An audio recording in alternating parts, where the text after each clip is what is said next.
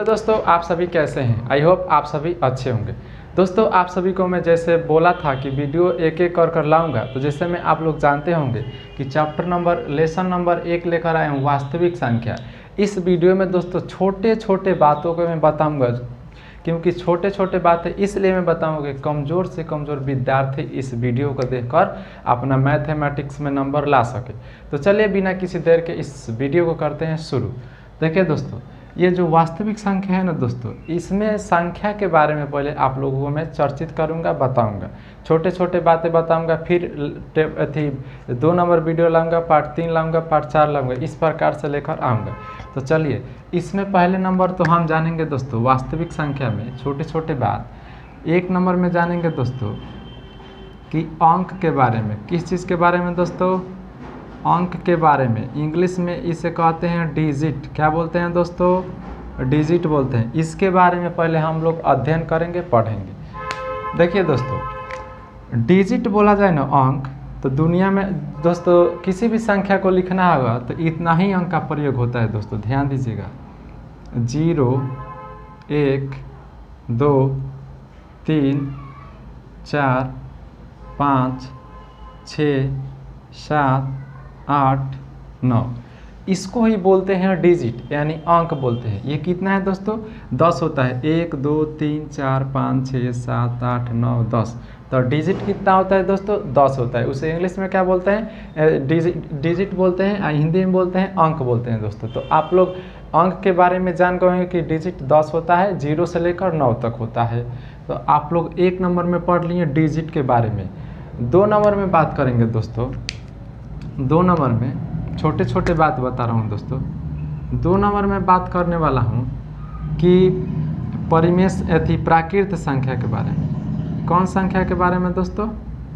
प्राकृत संख्या के बारे में। इंग्लिश में इसे हम बोलते हैं नेचुरल नंबर। Natural number. अब इसका परिभाषा, इससे संबंधित क्वेश्चन बताऊंगा। अब देखिए, प्राकृत संख्या, मान लीजिए आप नाम भी नहीं सुने, कोई बात नहीं, यहाँ पर ज़रा ध्यान दीजिए। ये कितना है दोस्तों? 2 है। तो आप लोगों ने इससे 2 कैसे बोला? गिन कर बोले होंगे। मान लीजिए यहाँ पर मैं कुछ वस्तुएं दे दूँ, मान लीजिए कितना है, तो आप लोग गिनेंगे 1, 2, 3, 4, 5, 5 है। फिर इसमें 1 और ऐड कर दूँ तो 6 हो जाएगा। फिर इस दोनों मार्कर को ऐड कर दूँ तो 8 हो जाएगा। कहने का अर्थ हुआ कि आप लोग काउंटिंग कर रहे हैं, गिनती कर रहे हैं किसी संख्या का, किसी वस्तु का, किसी कलम का। तो जो काउंटिंग कर रहे हैं ना दोस्तों, उसी को बोलते हैं प्राकृत संख्या। और जो काउंटिंग कर रहे हैं उसको गिनती ही ना बोलते हैं, और जो गिनती आप लोग काउंटिंग कर रहे हैं उसी को बोलते हैं प्राकृत संख्या। उसी को भाषा में बोल दीजिए कि गिनती की सभी, एक नहीं, गिनती की सभी संख्याओं को प्राकृत संख्या कहते हैं। बस हो गया। इसको ही लिख दीजिए सुंदर से। तो यहाँ पर मैं लिख रहा हूँ, गिनती की सभी संख्याओं को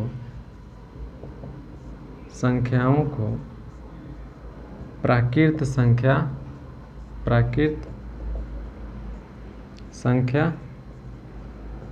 कहते हैं। इसका पहला लेटर एन है ना, तो इसे लिख सकते हैं, इसे एन से सूचित करते हैं, कोई दिक्कत नहीं है। इसे एन से सूचित किया जाता है। आप देखिए दोस्तों, इसका एग्जाम्पल देख लीजिए। जिसमें गिनती 1 से शुरू होता है, तो 1 से लेकर आप अनंत तक लिख सकते हैं। तो लिख दीजिए सुंदर से 1, 2, 3, 4, 5 डैश डैश डैश, ये अनंत तक चला जाएगा। चाहे इत्यादि भी लिख सकते हैं। अब देखिए दोस्तों, ज़रा यहाँ पर ध्यान दीजिएगा। क्वेश्चन पूछ सकता है आपसे, ये 1 अंक की सभी संख्याएं हैं। यहाँ पर लिख लीजिए कि 1 अंक की संख्या है। 1 अंक की संख्या है। 1 अंक की संख्या है, क्योंकि सिंगल है तो 1 अंक को बोलते हैं इसे। अब इसमें आपसे कोई पूछ दे कि सबसे छोटा क्या है, तो इसमें सबसे छोटा क्या है, तो जो फर्स्ट में होगा वही छोटा होगा। तो आपसे प्रश्न पूछा जाएगा कि 1 अंक की सबसे छोटी संख्या बताइए। एक अंक की सबसे छोटी संख्या क्या होती है? बोलिए। बराबर एक होती है, तो यहाँ पर लिख दीजिए एक। और एक अंक की सबसे बड़ी कोई पूछ दे तो आप लोग यहाँ पर ज़रा ध्यान दीजिए, लिख दीजिए 1 2 3 4 5 6 7 8 9 10 11, इस तरह लिखेंगे। तो हमसे पूछा गया है एक अंक की सबसे बड़ी, तो एक अंक की सबसे बड़ी संख्या, तो यहाँ पर देखिए 1 2 3 4 5 6 7 8 9। इसके बाद ज़रा ध्यान दीजिए, 9 के बाद 2 अंक की संख्या आने लगी है, तो इसके पहले एक अंक की संख्या यही ना बड़ी हुआ, बोलिए यही ना हुआ। तो एक अंक की सबसे बड़ी संख्या क्या होगा? 9 होगा। तो लिख दीजिए एक अंक की सबसे बड़ी संख्या बराबर 9 होगा।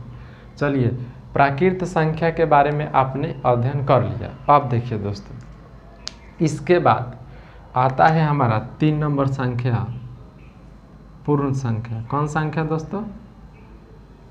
पूर्ण संख्या।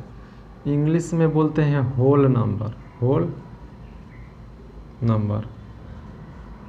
इसका परिभाषा देखिए, आपने अभी पढ़ा प्राकृत, तो प्राकृत के जस्ट उसके पहले यदि मैं शून्य लगा दूं तो पूर्ण संख्या बन जाता है। तो आप बोल सकते हैं कि गिनती की संख्याओं में पूर्ण संख्या, गिनती की संख्याओं में शून्य को शामिल कर देने से प्राप्त समुच्चय क्या कहलाता है? पूर्ण संख्या कहलाता है। लिख सकते हैं, तो लिख दीजिए अच्छा से कि गिनती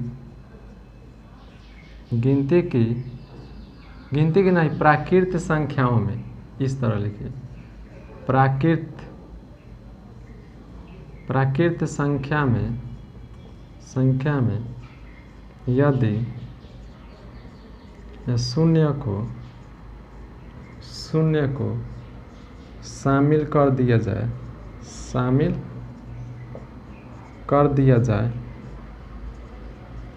जाए तो प्राप्त समुच्चय, इंग्लिश में सेट बोलते हैं, क्या कहलाता है? पूर्ण संख्या कहलाता है। पूर्ण संख्या कहलाता है। तो अच्छा से एग्जाम्पल देखिए, प्राकृत संख्या 1 2 3 4 डैश डैश तक होता है, तो इसके सामने क्या लगाना है? केवल 0। तो ये क्या बन जाएगा? पूर्ण संख्या बन जाएगा। तो प्राकृत जान गए, डिजिट जान गए, प्राकृत जान गए, पूर्ण जान गए। अब चौथा नंबर बात करने वाले हैं कि दोस्तों थी सम संख्या की। इंग्लिश में चौथा नंबर सम संख्या। ज़रा ध्यान दीजिएगा, सम संख्या किसे कहते हैं? तो आप लोग भाग जानते होंगे, जो संख्या ना 2 से पूरा कट जाए, जिसका शेषफल 0 हो जाए, उसको ही बोलते हैं सम संख्या। ठीक है दोस्तों, तो जो संख्या 2 से पूरा कट जाए उसे क्या बोलते हैं? सम संख्या। यहाँ पर ज़रा ध्यान दीजिए, बोलिए 7 2 से कट जाएगा, 2 3 6, शेषफल 1 बच गया ना, तो सम नहीं होगा। मान लीजिए इसके प्लेस पर 8 मैंने दे दिया, तो 2 चौका 8, शेषफल कुछ नहीं बचा, तो वो हो गया हमारा सम संख्या आ। तो वैसी संख्या जो 2 से पूरा विभाजित हो जाए उसे सम संख्या कहते हैं। तो भाषा में लिखिए, वैसी संख्या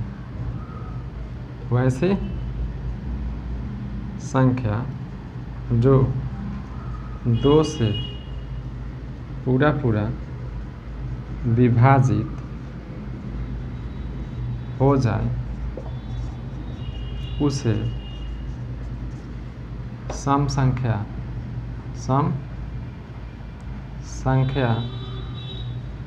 कहते हैं। अब सम संख्या का एग्जाम्पल देखिए दोस्तों, जैसे में सम संख्या का एग्जाम्पल होगा, 1 तो नहीं होगा, 2 से होगा, 2 4 6 8 10, 2 ऐड कर आप चले जाइए, सब सम संख्या कहलाएगी। तो लिखिए 2 4 6 8 डैश डैश ETC। अब यहाँ पर ध्यान दीजिए, यहाँ पर क्वेश्चन पूछ सकता है कि सबसे छोटी सम संख्या, तो इसमें सबसे छोटी क्या होगा, 2 होगा। इसमें भी पूर्ण संख्या में पूछ सकता है कि निम्न में कौन पूर्ण संख्या है, तो 0 पूर्ण संख्या है, तो 0 को आप टिक मारिएगा एग्जाम में यदि पूछ दिया जाए तो। चलिए, आई होप इतने बात आप लोग समझे होंगे। अब इसके बाद हम लोग 5वां नंबर बात करेंगे थी विषम संख्या पर। चलिए इसे हम मिटा देते हैं, आप लोग समझे होंगे, हम उम्मीद कर सकते हैं दोस्तों। तो इसे चलिए हम लोग मिटा देते हैं। 5 नंबर में बात करेंगे विषम संख्या। कौन संख्या दोस्तों, विषम संख्या। चलिए 5वां नंबर देखिए, विषम संख्या का परिभाषा जान लेते हैं। चलिए 5 नंबर में पढ़ेंगे हम लोग विषम संख्या। हेडिंग दीजिए विषम संख्या। अब देखिए ध्यान दीजिएगा जरा, विषम संख्या का परिभाषा जानने के लिए जो संख्या 2 से कट जाता था उसे हम सम बोले, और जो 2 से नहीं कटा ना, सम का उल्टा विषम होता है, जो 2 से न कटे उसको ही बोलते हैं विषम संख्या। तो इसको भी भाषा में लिख लीजिए कि वैसी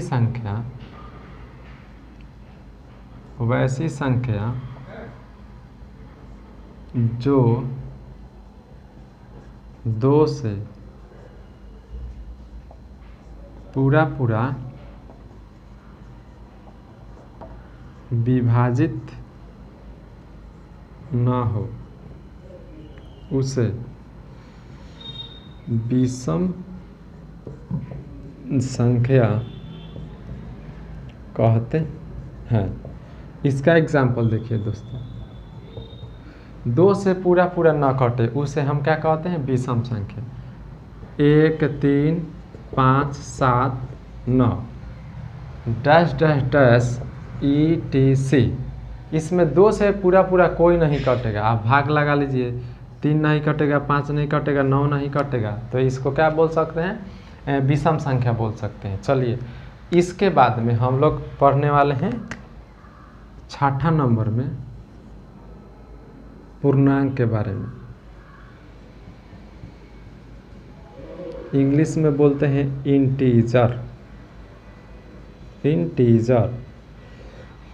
देखिए दोस्तों, पूर्णांक के बारे में अध्ययन करेंगे, कैसे होगा देखिए। दुनिया में कोई भी संख्या, मान लीजिए 7, ये प्लस में है, प्लस में बोल सकते हैं। अगर मैं लिख दूँ -7 तो इसे -7 बोल सकते हैं।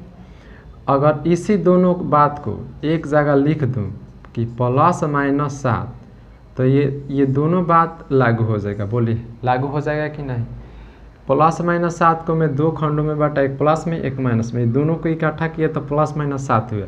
ये जो प्राप्त हुआ है इसी को बोलते हैं पूर्णांक। बोलिए समझ में आया। तो आप बोलिए जो संख्या, फिर समझिए, इसको हम हिंदी में बोलते हैं धनात्मक और इसको बोलते हैं ऋणात्मक बोलते हैं। तो अब बोलिए भाषा में लिखने जाइएगा कि जो संख्या धनात्मक ऋणात्मक दोनों में रहता है उसे हम पूर्णांक कहते हैं। लिख सकते हैं कि नहीं, बोलिए दोस्तों, इससे समझे हैं आप लोग। चलिए तो उसे लिख दीजिए, जो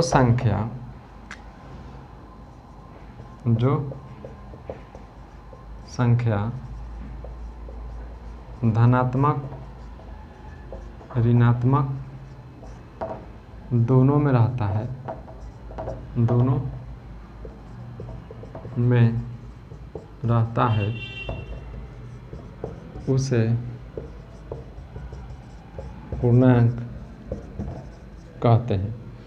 एग्जाम्पल देखिए, जैसे में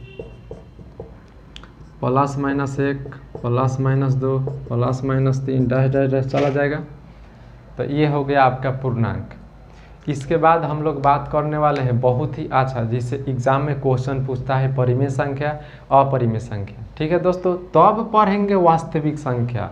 इतना पढ़ने के बाद आप पढ़ेंगे वास्तविक संख्या। चलिए तो इसे हम मिटा देते हैं, तब पढ़ेंगे परिमेय और अपरिमेय। देखिए परिमेय संख्या और अपरिमेय संख्या जानेंगे हम लोग। इसके बाद हम लोग बात कर लेते हैं 7वां नंबर न था परिमेय संख्या VVI रेशनल नंबर।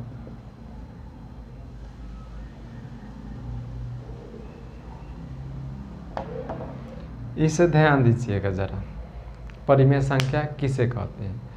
जो संख्या दोस्तों P/Q के रूप में हो। पहले तो वो सब छोड़िए, पहले ये बेसिक बातें जानिए। मैंने 2 लिख दिया तो इसके नीचे आप 1 लिख सकते हैं कि नहीं? जरूर लिख सकते हैं। तो ऊपर वाले को नाम दे दिया गया P और नीचे वाला का दे दिया गया Q। इसको आप S, इसको T, इसको M, इसको N दे सकते हैं। जरूरी नहीं है कि P/Q। सभी लोग P/Q पढ़ाते हैं, इसलिए पढ़ाते हैं क्योंकि बुक में P/Q दिया है कि एग्ज़ाम में कोई दिक्कत ना हो। यदि मैं S/T पढ़ा दूँ तो एग्ज़ाम में P/Q दे देगा, तो आप लोग दिक्कत हो जाएगा। इसलिए एक नामकरण सुनिश्चित किया गया कि P/Q ही इसको रहने दीजिए, सभी जगह P/Q लागू हो। तो आप लोग को मैंने बताया कि ये तो नहीं चलेगा, ये नहीं चलेगा, तो P/Q माने जो P/Q के फॉर्म में होगा, जो भिन्न के रूप में होगा, उसको हम बोलेंगे परिमेय संख्या। तो इसी बात को आप लोग बोलिए कि वैसी संख्या, अरे ये संख्या न था, वैसी संख्या जो P/Q के रूप में हो, जहाँ Q का मान 0 नहीं होना चाहिए। जैसे में देखिए 2/1 लिख दिया तो P/Q के फॉर्म में आ गया, मगर 2/0 जब लिख दूंगा तो इसका मान 0 हो जाएगा। तब Q का मान, नीचे वाला का मान कबो 0 के बराबर नहीं होना चाहिए।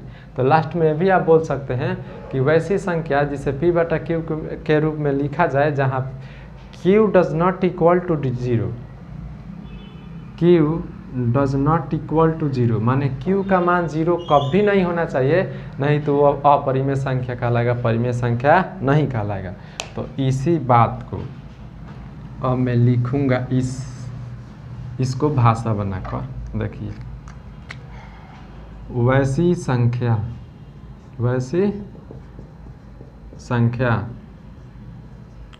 जिसे P/Q के रूप में लिखा जाए तथा Q का मान डज नॉट इक्वल टू 0 के बराबर हो, माने 0 के बराबर न हो, उसे परिमेय संख्या कहते हैं। एग्जाम्पल देखिए 1, 2, 1/2, 7/5, -2, ये हो जाएगा √4, √16।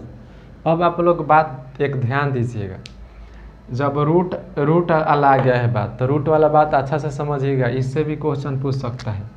देखिए कैसे होगा। ये सब आप परिमेय संख्या है। अब रूट की बात किया जाए तो ज़रा रूट का भी ज्ञान ले लीजिए। रूट ऐसे होता है, इसका संकेत देखिए, जिसका वर्गमूल निकल जाता है दोस्तों, वो उसे हम परिमेय संख्या कह सकते हैं, कोई दिक्कत नहीं। देखिए जैसे √4, √16, √36, √1, ये सब संख्या रूट से बाहर निकल जाएगा क्योंकि जोड़ा में आ गया। जैसे में देखिए 4 को तोड़ सकते हैं 2 × 2 में, और जब ये रूट के अंदर जोड़ा में कोई संख्या रहता है तो बाहर 1 आ जाता है, नीचे 1 मान लेंगे तो परिमेय संख्या हो गई। सेम उसी प्रकार 16 को 4 × 4 में तोड़ेंगे तो ये भी 4 आ जाएगा, नीचे 1 मानेंगे, P/Q हो गया। 36 को तोड़ सकते हैं 6 × 6 में, और इसको भी निकाल दिए तो नीचे 1 मानिए, परिमेय हो गया। 1 को तो तोड़ सकते हैं 1 × 1 में, तो 1 बाहर निकल गया, यह भी हो गया परिमेय संख्या। लेकिन जब ऐसा कोई संख्या दे दे कि ऊपर आ गया √4 बाटा में दे दिया 3, ये कौन संख्या हुआ? यहाँ पर फंस जाइएगा, ध्यान दीजिए। ये इसको तो आप तोड़ सकते हैं ना 2 × 2 में, इसको तो नहीं तोड़ सकते हैं दोस्त। तो जब इसको तोड़ दिए तो ऊपर वाला निकल गया, नीचे वाला तो ऐसा ही रह गया। तो जब नीचे वाला रह गया ऊपर वाला निकल गया तो दोनों निकलना चाहिए रूट से बाहर, तो अपरिमेय बोलेंगे, अन्यथा अपरिमेय बोलेंगे। तो ये भी आप बात समझ गए, ये भी समझ गए। तो परिमेय संख्या आप लोग समझ गए। अब बात करते हैं अपरिमेय संख्या का। चलिए इसे मिटा देते हैं। अपरिमेय संख्या समझ सकते हैं कैसे होगा, देखिए।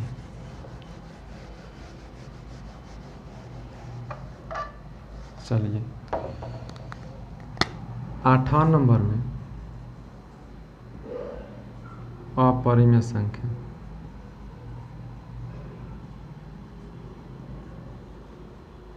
इंग्लिश में बोलते हैं irrational number, irrational RATTION, rational number NUMBER।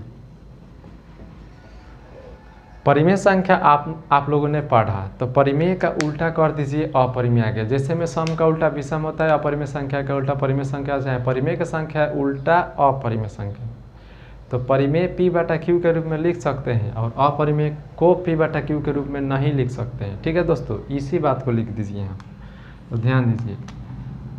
वैसी संख्या जिसे P/Q के रूप में नहीं लिखा जाए, नहीं लिखा जाए, उसे अपरिमेय संख्या कहते हैं। एग्जाम्पल देखिए, √3, √2, √5,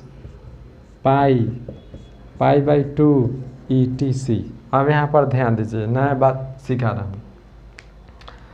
√3 तो इसका वर्गमूल नहीं निकलेगा, तो जिसका वर्गमूल नहीं निकलेगा उसको अपरिमेय बोलेंगे। √2 नहीं निकलेगा अपरिमेय, √5 नहीं निकलेगा अपरिमेय। पाई का मान 3.14 होता है, तो डैश डैश देखिए, जब पाई का मान, पाई के बारे में समझ लीजिए, इसको बोलते हैं पाई, स्पेलिंग होता है PIE, पाई।